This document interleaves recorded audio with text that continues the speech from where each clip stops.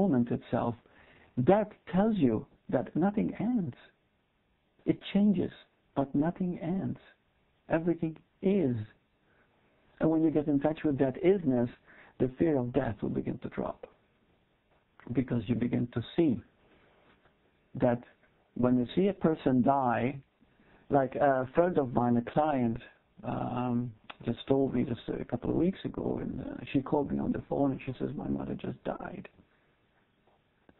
What happened was that she was taking care of her mother, and she went out for a while, and she came back, and her mother was dead. And she had cancer. And but her eyes were open looking at the ceiling. And she said, you know, when I looked at my mother, I was in shock. You know, I went into shock, but at the same time I knew she wasn't my mother there.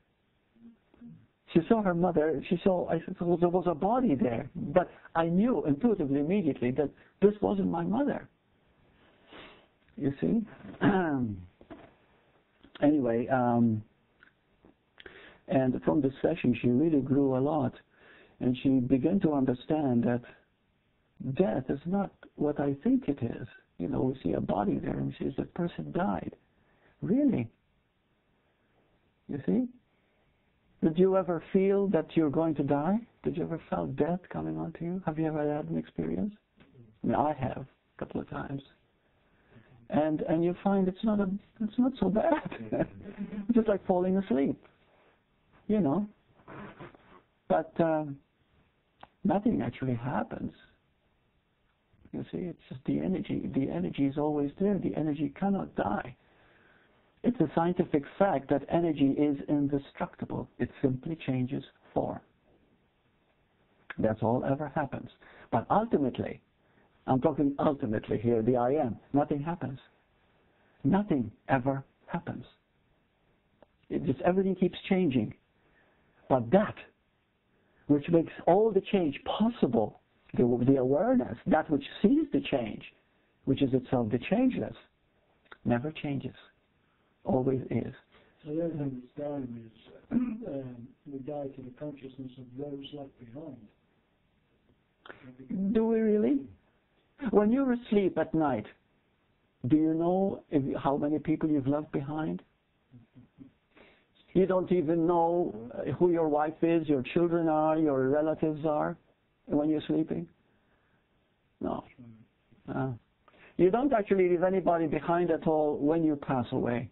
When you pass away, it's just like entering a different consciousness, but you're still fully conscious. The consciousness is full, it is complete. But it is the people who have lost you, so to speak, in physical form. They will miss you, and they will be in pain.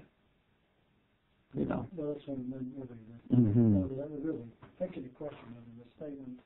Are we not dying to the consciousness of those people?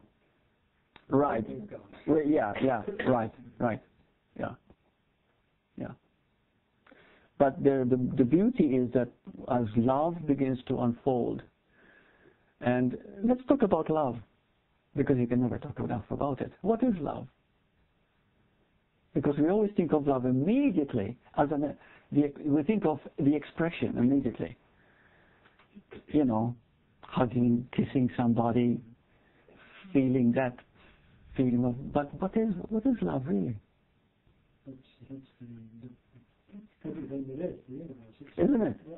Everything that is love. Everything is put together by love.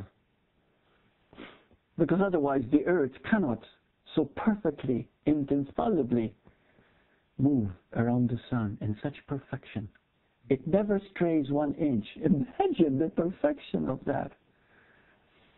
And it creates all the known seasons and night and day and the calendar years, chronological change, or biological change. The body, how the body ages. What causes aging? Concept. Duality. It's more than that, because aging is part of the process.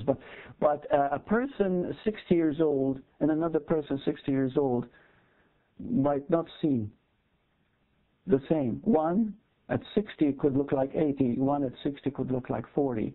You see what I mean? Maybe I'm exaggerating, but you cannot, you cannot say, well, this is how a person looks at a certain age, you see?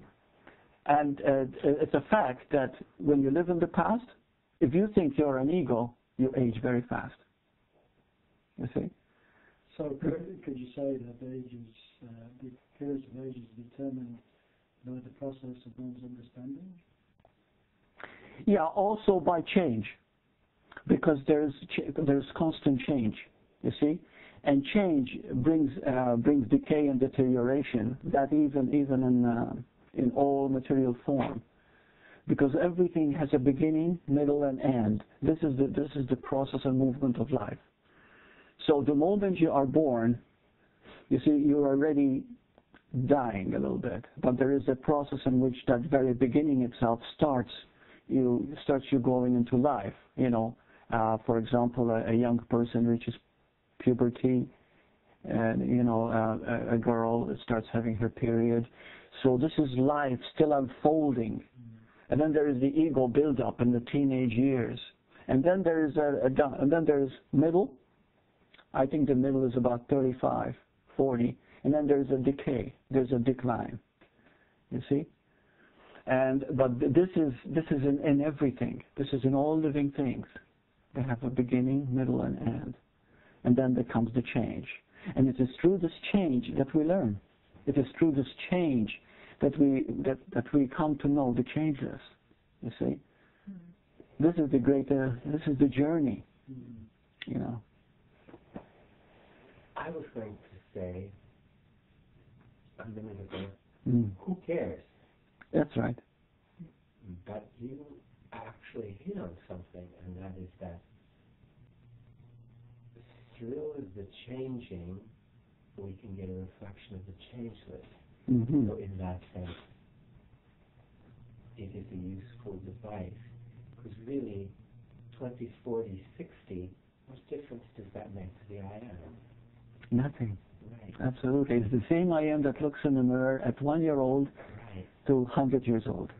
It's the same I am.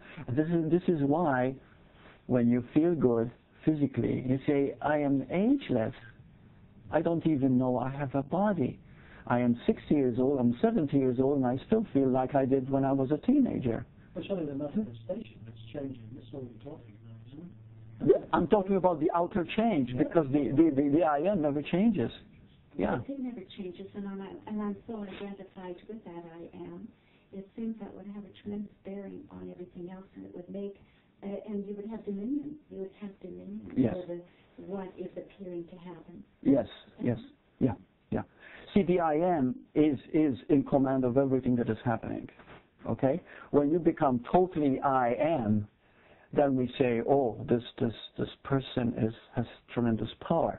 But the power is not in that particular vehicle, although it comes from that vehicle. For example, Bhagavan Ramana Maharshi had performed some miracles, but very, very few. But they happened more to him than he actually created them. One time he was going out in the mountain, and a storm came. In India, the monsoon or whatever, the rain comes, and they feared for his life, and because he was very frail physically, because he never took care of his body when he was a teenager. He went up in the mountain. And anyway, and they were frightened, looking for him everywhere. They went up this mountain, and they found him in meditation, totally dry, and the rain was falling all over except in the place where he was staying. The rain did not fall on him. And that's a fact. I mean, this is not something I'm making up. This is people are still alive now who had experienced it.